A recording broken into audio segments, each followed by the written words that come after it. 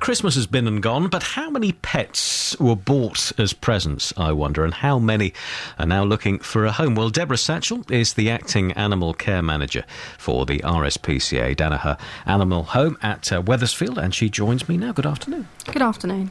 Is it still a big problem, people buying pets as Christmas presents and then the recipient finding they can't really cope with them? It does still happen, not quite as much as it used to. The kind of effect for us isn't immediate. It's when the animals start to get a little bit older and slightly more difficult. So we see them a couple of months after Christmas down the line, but it still does happen, unfortunately, yes. Yeah. And just tell us a bit about the history of the Danaher Centre and the setup that you've got there. Yes, well, we were set up by Mr. and Mrs. Danaher in about 1990. The assets were transferred to a charitable trust in 1994, and then we were run by a board of trustees in approximately 2006. We now, the charitable trust, Danaher Animal Home, now owns all the assets on the site, and we've kind of taken rehoming from there. So is the RSPCA involved with that at all, or how does that work? Yeah, absolutely. We are affiliated with them, so we're licensed by them and follow all the rules and regulations, if you like, but we're like a little franchise of the RSPCA. Now, what was Christmas just gone like for you guys there?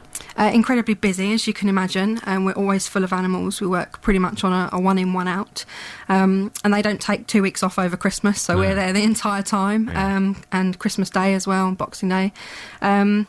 Obviously over Christmas the rehoming drops a little bit where everybody's very busy, but this is just starting to pick up now.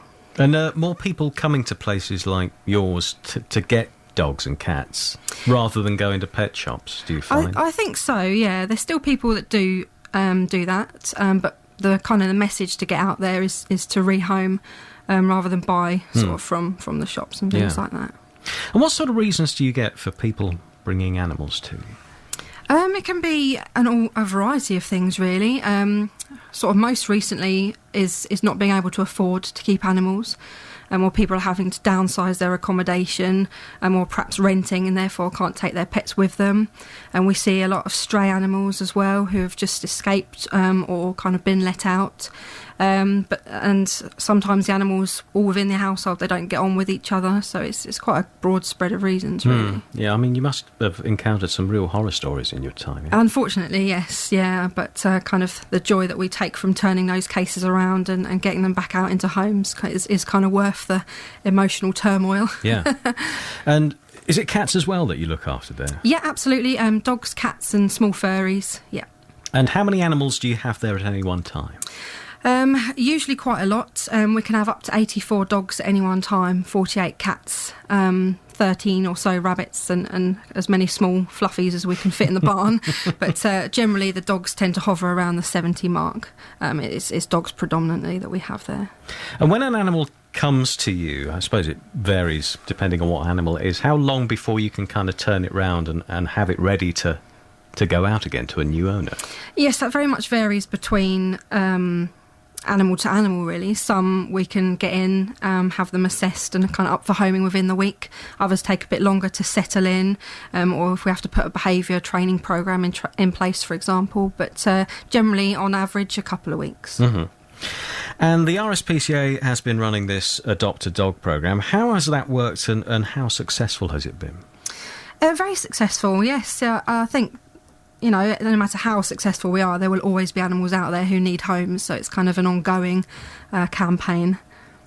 And do you get many people adopting animals from you and then bringing them back?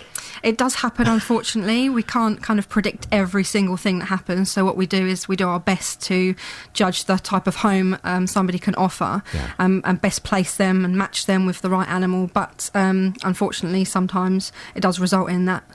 Yeah. Well, let's have a look at some of the dogs who are looking for new homes.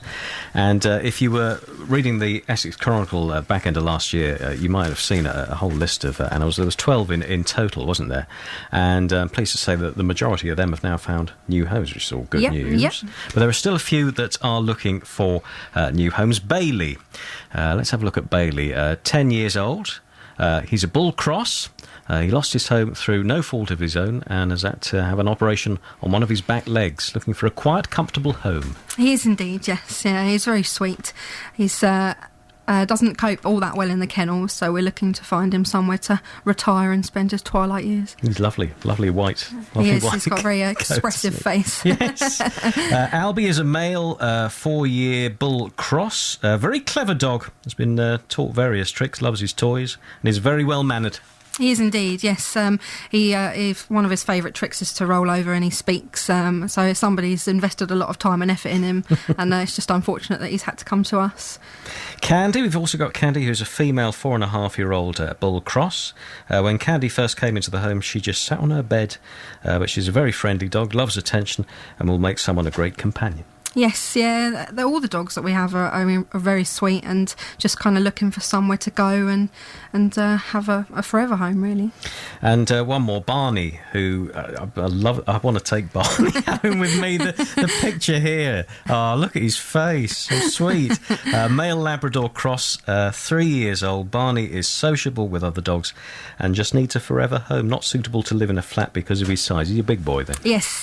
He's quite German Shepherd sized, so a fairly substantial hound. So how many have you got to go at the moment, dogs? At the moment, we've got about 60. Okay, and cats? Yeah, probably close to the 48 that we can fit in, yeah. And small furries? Small furries, well, we actually have about 23 rabbits at the moment. We've had a bit of a rabbit influx, and a lot of rabbits available for rehoming as well. Mm-hmm. It's very sad, isn't it? But it's good to know that places like yours exist and that you are doing good things to look after these animals and give them new homes and loving homes as well. So if people want to give one of your animals a new home, what should they do? The best thing to do is to come and see us, but you can also register online at our website, www.rspcaessex.org.uk. We do our best to match the animal with your home. So we'll ask you questions like how high your fence is, whether you've got a busy or a quiet household, so we can best pair you with the animal you're interested in. You can come and see your animal, we'll take you out with them. If it's a dog, we'll go for a walk. If it's a cat, we have a little socialisation room we can use. Or you can also pick up the phone, 0300 111 4321. Bless you. Deborah Satchell, thank you very much indeed. Thank you.